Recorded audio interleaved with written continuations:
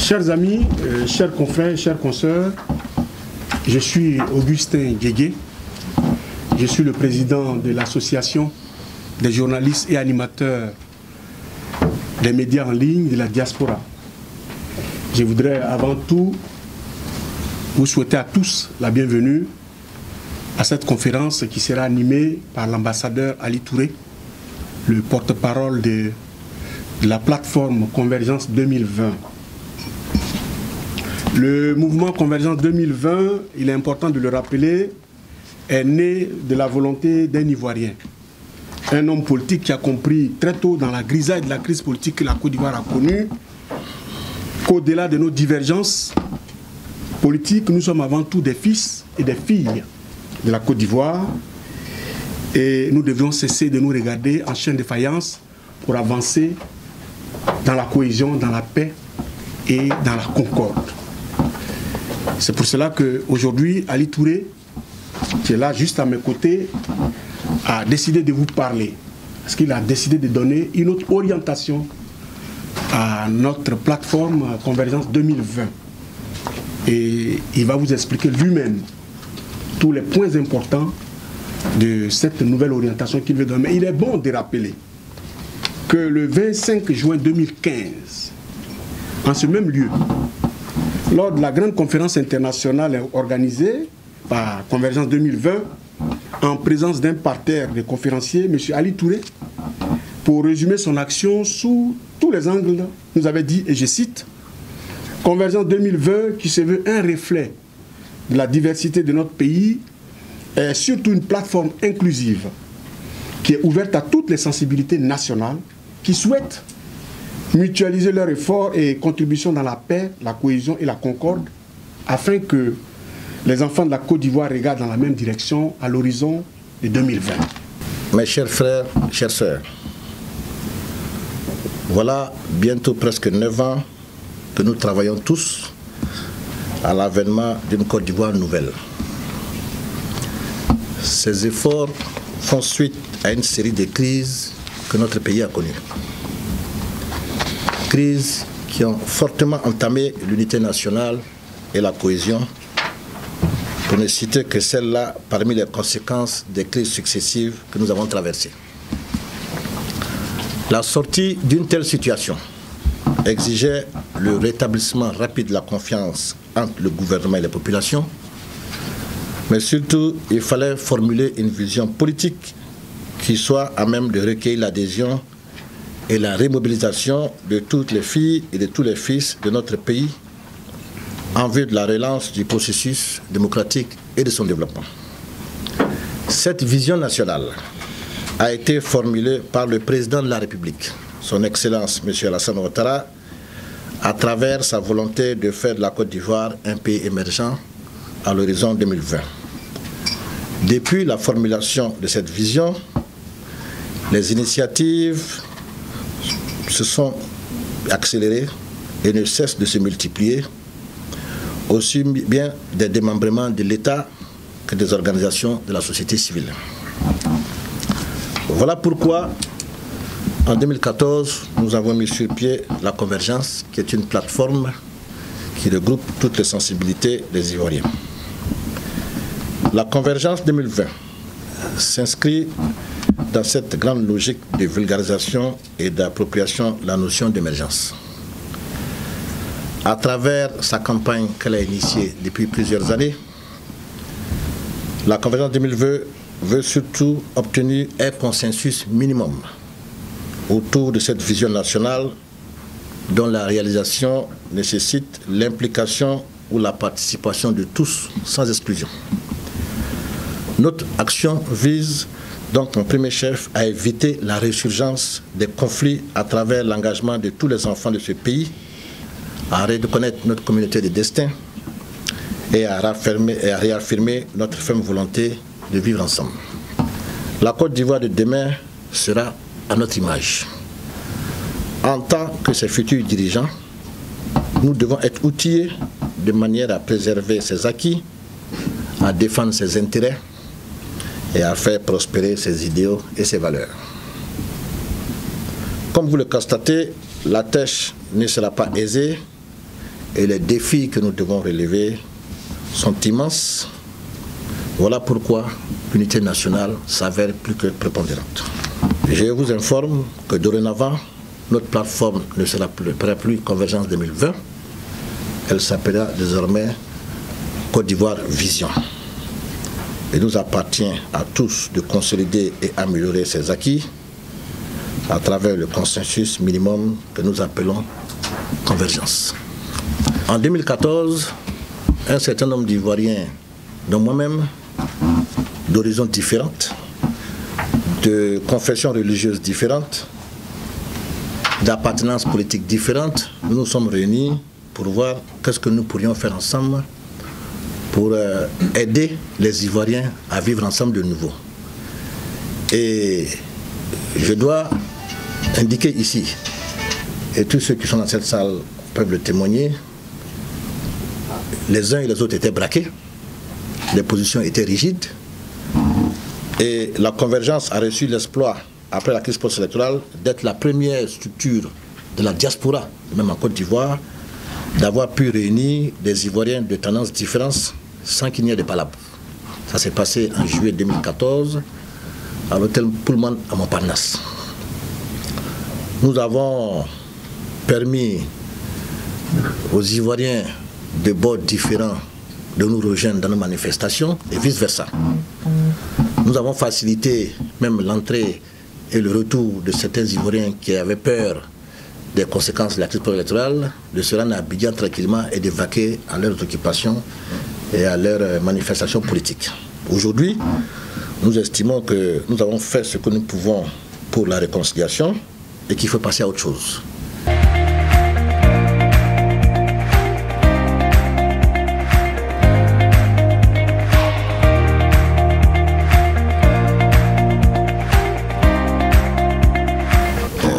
Comme je l'avais dit tantôt, au niveau de la convergence, nous nous sommes assignés comme objectif de décrisper l'atmosphère et de permettre aux Ivoiriens de se parler, de parler de la Côte d'Ivoire sans animosité.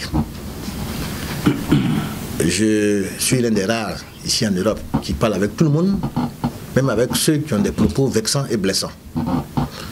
J'estime que, nonobstant le langage des uns et des autres, nous sommes obligés et nous sommes amenés à nous parler et à vivre ensemble puisque nous avons une communauté de destin. Dorénavant, comme Ivoiriens, nous voulons maintenant participer au débat politique en Côte d'Ivoire. Voilà la différence. Nous nous donnons maintenant la permission, le droit de participer à toute initiative d'intérêt national et populaire. Si nous estimons que en Côte d'Ivoire, on doit intervenir pour apaiser, nous interviendrons pour apaiser. Nous ne sommes pas dans la logique des affrontements. Donc vous nous verrez toujours du côté de ceux qui ont un langage modéré et ceux qui veulent apaiser. Donc voilà comment l'orientation change. La deuxième question, c'était de Tidiane Oula. Je voudrais rassurer M. Tidiane Oula que, comme je l'avais dit en 2014, Côte d'Ivoire Vision n'est ni un mouvement politique, ni un parti politique. Ayant dit cela, normalement, je ne dois plus répondre aux questions politiques, puisque je ne pouvais répondre à ces questions que si j'étais un parti ou un mouvement politique. Mais je ne suis ni un mouvement politique, ni un parti politique. Côte d'Ivoire Vision, c'est une plateforme aussi d'Ivoiriens et d'amis de la Côte d'Ivoire qui entend participer au débat national en Côte d'Ivoire pour le bonheur des Ivoiriens. En Côte d'Ivoire, il n'y a pas de problème de réconciliation. Notre problème, c'est notre classe politique. Et je vais le dire sans état d'âme. Le problème de la Côte d'Ivoire, c'est notre classe politique. Ce n'est pas les Ivoiriens. Ce n'est pas les Ivoiriens. Moi, je vais règlement à Abidjan, mais les Ivoiriens n'ont pas de problème de la réconciliation. S'il n'y avait pas de réconciliation, vous et moi, on ne serait pas assis en train de faire une conférence de presse. Voilà. Donc, voilà ce qui concerne la CEI. La liste électorale, c'est la même chose. Il y a un calendrier qui a été proposé par la CEI, que le gouvernement a validé, et qui est en train d'appuyer en route.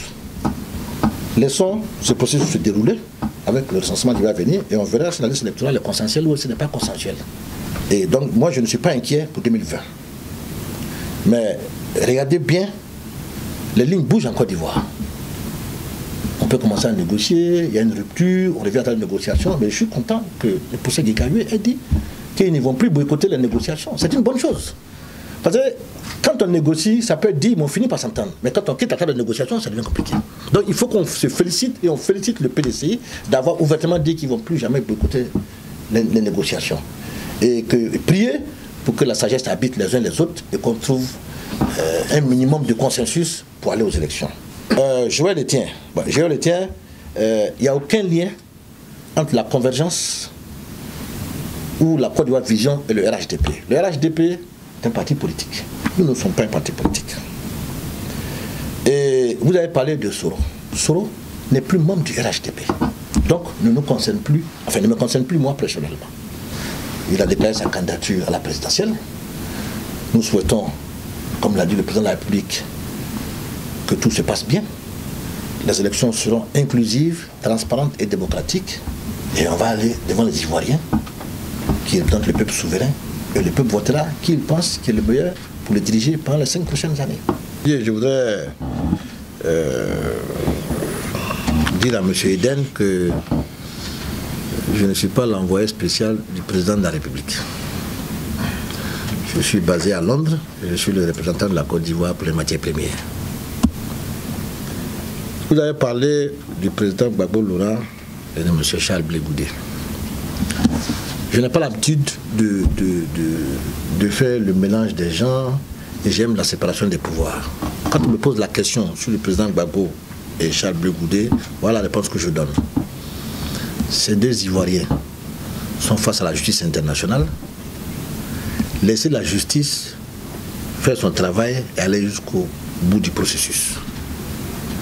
Quand on arrivera au bout du processus, chacun pourra aviser. Mais je ne suis pas fondé à aller voir le président de la République pour lui demander d'intervenir sur ces deux cas. Ce n'est pas dans mon domaine d'activité ou de compétence. Je peux souhaiter, comme tous les Ivoiriens, qu'on se retrouve tous pour parler de la Côte d'Ivoire, mais des limites que je ne peux pas dépasser. Donc, la Côte d'Ivoire Vision ne pourra pas demander au président de la République d'intercéder, c'est-à-dire de s'immiscer dans le domaine judiciaire, puisqu'il y a la séparation des pouvoirs, pour demander à la CPI de faire venir ces deux Ivoiriens en Côte d'Ivoire. Si nous estimons, à un moment donné, qu'il faut intervenir pour apaiser les uns et les autres, ça nous le ferons. Et c'est ça la difficulté en Côte d'Ivoire. Autant il y a des Ivoiriens, comme toi, mais comme d'autres, qui pensent que le retour du président Gbagbo et de Charles Blé Goudé peut accélérer la réconciliation, autant il y en a qui pensent le contraire. Et ça, ceux qui parlent de ce que vous avez dit n'ont jamais pensé qu'il y a des gens qui peuvent penser le contraire. Qui pensent qu'au contraire, quand ils vont venir là, il n'y aura plus de réconciliation du tout. Donc c'est un sujet très sensible et très sérieux. C'est pour ça que j'évite, moi, de me prononcer sur ces problèmes juridiques. Il faut que l'Ivoirien nouveau soit celui-là même qui non seulement soit tourné vers le développement et qui se consacre à l'essentiel avec des projets de société et des programmes de gouvernement. Donc, parmi les 5 axes prioritaires que je donne, je pense que le prochain président doit se consacrer à l'émergence d'un Ivoirien nouveau qui s'éloigne de la belligérance, qui s'éloigne des conflits, qui s'éloigne des insultes et des injures, qui sait trouver le consensus quand il le faut, qui pense à l'intérêt national au lieu de penser à l'intérêt personnel. Donc, si moi j'ai à choisir entre ces 5-là, c'est ce que je vais choisir. Merci beaucoup à tous. Merci à tous les confrères qui sont venus. Merci pour toutes les questions que vous avez posées. On a fait le tour de la question. On est allé même au bout des questions. Tout a été dit. Nous allons maintenant mettre fin à cette conférence. Mais avant, je vais donner la parole à Excellence Ali pour la conclusion, avant que nous ne nous séparions. Mesdames et messieurs les journalistes, j'espère que c'est un exercice qu'on pourra faire souvent, dans la même atmosphère. D'ici là, les lignes vont peut-être bouger, M. Den, et on pourra peut-être aller plus loin dans nos réflexions. Et peut-être que j'aurai d'autres missions qui me permettront de faire ce que vous me demandez, mais pour le moment, à mon petit niveau, on fait la sensibilisation et puis la communication. On va bientôt vous informer du programme d'activité. Puisque nous avons dit que nous souhaiterions sortir du marasme communicationnel pour entrer dans les vrais débats, je vous informe que Côte d'Ivoire Vision va organiser bientôt un colloque international dont le thème sera Alassane Ouattara, un homme, une vision. Ça permettra à tous ceux qui ne sont pas en phase avec nous de venir engager un débat contradictoire. Mais je voudrais dire aux journalistes, puisque vous êtes des vecteurs de communication, que le président Ouattara a formé des cadres assez compétents et assez outillés pour tenir la dragée haute à tous ceux, à toutes celles qui voudront faire des débats sérieux sur la Côte d'Ivoire. Donc, cette date vous sera communiquée ultérieurement.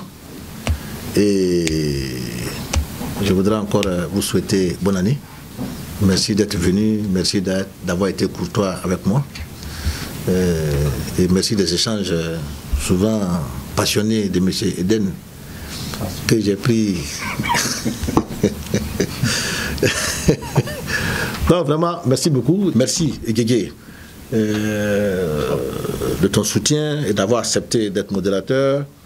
Merci à Simplice Ongui qui est venu depuis Londres me soutenir. Merci aux caméramans. Nous sommes déterminés à faire avancer le débat politique et à permettre aux Ivoiriens, quelles que soient les tendances, de se parler dans la paix et dans l'amour. Gage de tout développement durable. Merci. Merci, Excellence.